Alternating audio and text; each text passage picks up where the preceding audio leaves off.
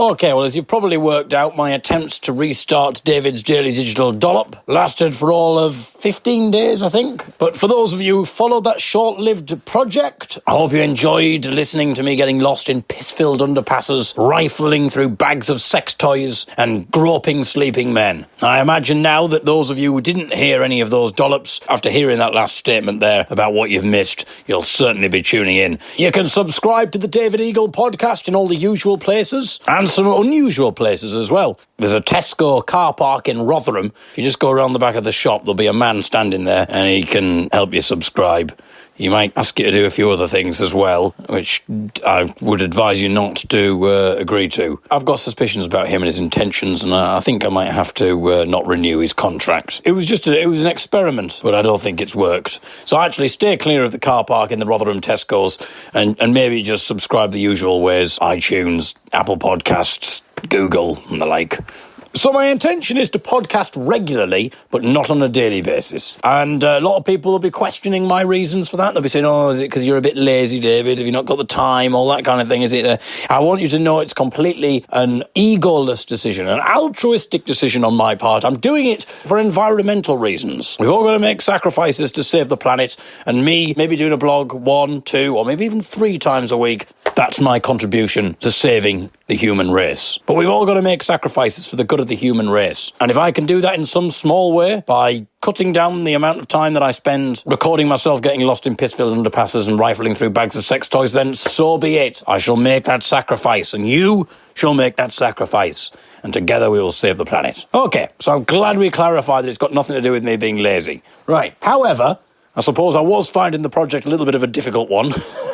I mean, when I did it successfully in 2016, I managed to blog every single day for that year. But in 2016, I wasn't in a relationship for most of that time while I was doing the project, and I wasn't trekking around the country on a daily basis doing stand-up gigs. I mean, come to think of it, the reason I probably wasn't in a relationship for most of 2016 was because I was spending most of my time with a microphone in my face, commentating on everything that was going on, and then going off on lengthy tangents about my kettle. Again, if you're thinking, oh, lengthy tangents about kettles. Oh, I've never heard about this before. I'm quite new to the whole thing, the David Eagle podcast. Well, you'll have to go back and revisit the David's Daily Digital project of 2016. There's a lot for you to enjoy. Welcome to the party. It's not all piss-filled underpasses and sex toys. There's acerbic observations on kettle technology. But I also think that the David's Daily Digital Dollop project, if I'm being honest, was sort of born out of my fear regarding doing stand-up comedy. By setting myself a ridiculous time-consuming project, I was giving myself something else to do to distract myself from the fact that I wasn't going out doing stand-up comedy, standing in front of a room full of judging strangers. That was quite a fearful thing. So instead I took solace to the fact that I could just upload my thoughts to the internet in relative safety, and then people could digest it in their own time. And the fact that you all listened in your hundreds and in even some cases thousands, that meant that I just continued doing the blogging. I had justification for doing it and I continued it, and that was a distraction. And it meant that I didn't go into the bigger, scarier world of stand-up comedy. So what I'm basically saying is, because of your support and encouragement, you've probably held my stand-up career back about 2 years. So yeah, thanks a lot for that, you bastards. Fortunately, I did eventually start doing stand-up comedy in April 2018, and in that year, I've done about 70 gigs, and I've managed to win New Comedian of the Year at Nottingham Comedy Festival 2018 and 2019's Bath Comedy Festival, which, of course, we covered in the most recent David's Daily Digital Dollop project. I'm also excited to report I've got some new news for you, but I've garnered a few exciting support spots in terms of stand-up. So this Sunday in Sheffield, I'm going to be supporting one of my favourite comedians, Tom Wrigglesworth. Sadly, there are no more tickets for this event. It was announced as sold out about 10 minutes after my name was announced on the webpage. So I think it's safe to say that it was everything to do with me. Originally, it was just Tom Wrigglesworth and another comedian, and then I was added to the bill. A few minutes later, gig sold out. I've heard he talks about his kettle. Sorry to disappoint you, there'll be no kettle talk. Although, fun little fact for you, Tom Wrigglesworth's co-writer on the Tom Wrigglesworth's Hang-Ups series on BBC Radio 4 is James Kettle. So there you go. Fun little fact. That's not in the written version. There's a written version of this blog. I'm kind of reading it and then improvising around it. That was an improvised bit that the readers don't get. I'm sure you'll agree. It was well worth that decision to press play rather than simply to go to the website and read the written version. A very exciting gig taking place on the 19th of May, the following Sunday. I'm in Ilkley, And that's not even the exciting part. So if you think, my goodness, that is exciting.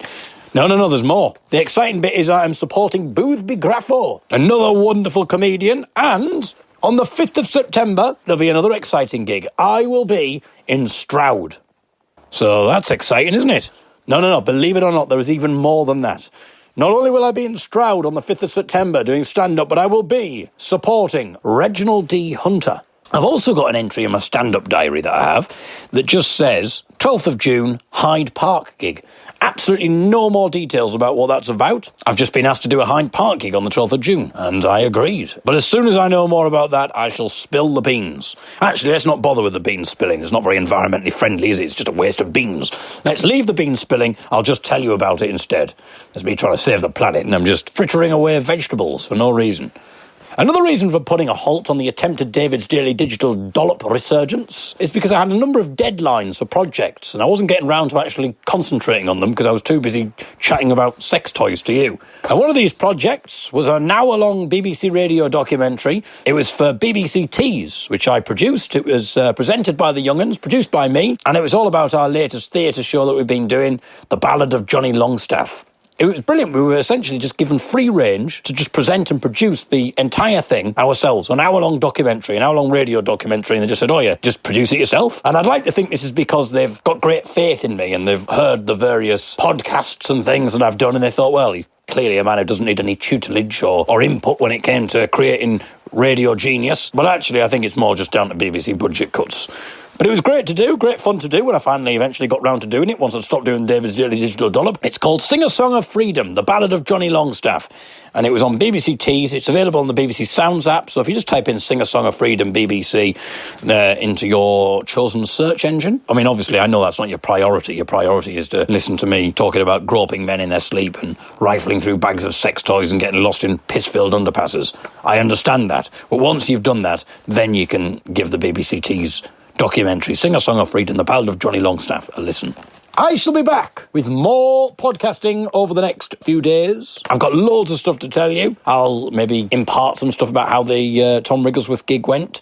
And I've got loads of stories about things that have happened at stand-up gigs. And yes, don't worry, faithful Dollopies, 2 stories of 2 harrowing journeys to and from stand-up gigs. That will be told. It will be told.